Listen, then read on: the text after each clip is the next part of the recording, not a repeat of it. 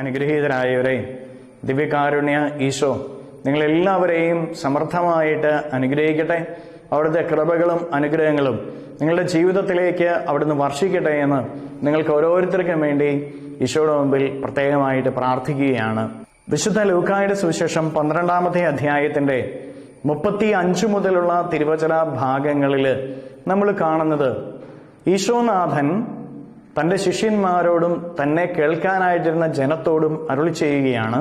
നിങ്ങൾ അരമുറുക്കിയും വിളക്ക് കത്തിച്ചും ഇരിക്കുവിൻ. നിങ്ങളുടെ യജമാനൻ കല്യാണ വിരുന്ന് കഴിഞ്ഞ് മടങ്ങി വന്ന് മുട്ടുന്ന ഉടനെ തുറന്നു കൊടുക്കാൻ അവന്റെ വരവും കാത്തിരിക്കുന്നവരെ പോലെ ആയിരിക്കുവിൻ. യജമാനൻ വരുമ്പോൾ ഉണർന്നിരിക്കുന്നവരായി കാണുന്ന ഭൃത്യന്മാർ ഭാഗ്യവാന്മാർ. സത്യമായി ഞാൻ നിങ്ങളോട് പറയുന്നു, അവൻ അരമുറുക്കി അവരെ ഭക്ഷണത്തിനിരുത്തുകയും അടുത്തു ചെന്ന് അവരെ പരിചരിക്കുകയും ചെയ്യും. പ്രിയപ്പെട്ട ദൈവമക്കളെ, എത്രയോ മനോഹരമായ ഒരു സുവിശേഷ ഭാഗമാണ്. ഇവിടെ യജമാനൻ ക്രിസ്തു തന്നെയാണ്. ക്രിസ്തുനാഥൻ കടന്നു വരുന്നത് എന്തിനു വേണ്ടിയിട്ടാണ്?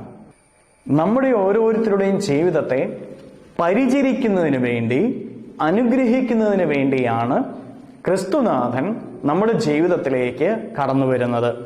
നമ്മെ ഓരോരുത്തരെയും പരിചരിക്കുന്നവനും പരിപാലിക്കുന്നവനുമാണ് ക്രിസ്തു. ക്രിസ്തുവിന്റെ പരിചരണവും ക്രിസ്തുവിന്റെ പരിപാലനയും അനുദിനം ഏറ്റുവാങ്ങേണ്ടവരാണ് നമ്മൾ ഓരോരുത്തരും. നമ്മുടെ ജീവിതത്തിൽ ക്രിസ്തുവിന്റെ പരിചരണം, ക്രിസ്തുവിന്റെ പരിപാലന ഏറ്റുവാങ്ങാനായിട്ട് നമുക്ക് സാധിക്കുന്നുണ്ടോ എന്ന് നമ്മൾ ഓരോരുത്തരും ഒന്ന് പരിശോധിച്ച് നോക്കിക്കേ. ആർക്കാണ് പരിചരണവും പരിപാലനയും ലഭിക്കുന്നത്? ക്രിസ്തുവിന് വേണ്ടി കാത്തിരിക്കുന്നവർക്കാണ്.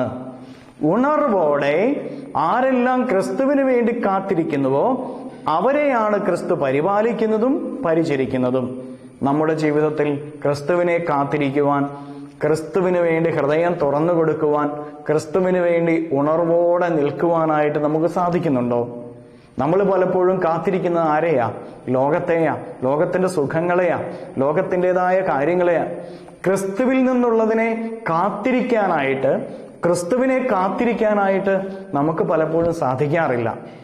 പ്രിയപ്പെട്ട ദൈവമക്കളെ, നമ്മുടെ ജീവിതത്തിൽ ക്രിസ്തുവിന് വേണ്ടി ഓരോ നിമിഷവും കാത്തിരിക്കുവാൻ, അവന്റെ സ്പർശനത്തിന് വേണ്ടി, അവന്റെ അനുഗ്രഹത്തിന് വേണ്ടി, അവൻ നൽകുന്ന കൃപകൾക്ക് വേണ്ടി കാത്തിരിക്കുവാനായിട്ട് നമുക്ക് സാധിക്കണം. ഈ ഉണർവോടെ കാത്തിരിക്കുന്നവർക്കാണ് ക്രിസ്തുവിന്റെ പരിചരണവും പരിപാലനയും ലഭിക്കുക. നമുക്ക് അവിടത്തേക്ക് വേണ്ടി കാത്തിരിക്കാം. ക്രിസ്തു എൻ്റെ ജീവിതത്തിലേക്ക് കടന്നു വരും, എൻ്റെ കുടുംബത്തിലേക്ക് കടന്നു വരും, എൻ്റെ അധ്വാന മേഖലകളിലേക്ക് കടന്നു വരും, എൻ്റെ ഇല്ലായ്മകളിലേക്ക് കടന്നു വരുമെന്നുള്ള വിശ്വാസത്തോടും പ്രത്യാശയോടും കൂടെയുള്ള ഒരു കാത്തിരിപ്പ് നമ്മുടെ ജീവിതത്തിൽ ഉണ്ടാകട്ടെ. അതിനുവേണ്ടി നമുക്ക് ഈശോയോട് പ്രാർത്ഥിക്കാം. ഒപ്പം നമ്മുടെ ജീവിതത്തിലെ എല്ലാ കാര്യങ്ങളെയും ഈശോയുടെ കരങ്ങളിലേക്ക് സമർപ്പിച്ചുകൊണ്ട് നമുക്ക് സ്തുതിക്കാം. ഹല്ലേലൂയ. ഈശോയെ നന്ദി. Hallelujah, hallelujah, hallelujah, hallelujah, hallelujah, hallelujah. കർത്താവായ ഈശോയെ, അങ്ങയെ ഞങ്ങൾ ആരാധിക്കുന്നു, സ്തുതിക്കുന്നു, മഹത്വപ്പെടുത്തുന്നു. ഈശോയെ, അങ്ങയുടെ തിരുനാമത്തിന്റെ ശക്തി ഇവരിൽ നിറയട്ടെ. ഈ ദിവ്യകാരുണ്യ അഭിഷേകം ഇവരിലേക്ക് വ്യാപരിക്കട്ടെ, ഇവരുടെ കുടുംബങ്ങളിലേക്ക് വ്യാപരിക്കട്ടെ. ഈശോയെ, ഇവരെ ഓരോരുത്തരെയും അനുഗ്രഹിക്കണമേ, ആശീർവദിക്കണമേ. ഇവരുടെ ജീവിതത്തിൽ എല്ലാ കെട്ടുകളും അഴിക്കണമേ, എല്ലാ ബന്ധനങ്ങളും അഴിക്കണമേ. പൈശാചിക ശക്തിയിലെ ഉപദ്രവങ്ങൾ അകറ്റിക്കളയണമേ, മാർഗീയ ശക്തികളെ അകറ്റണമേ.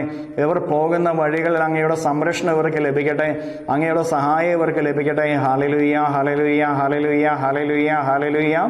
നിത്യം പിതാവും പുത്രനും പരിശുദ്ധാത്മാവുമായ സർവേശ്വര എന്നേക്കും ആമേൻ.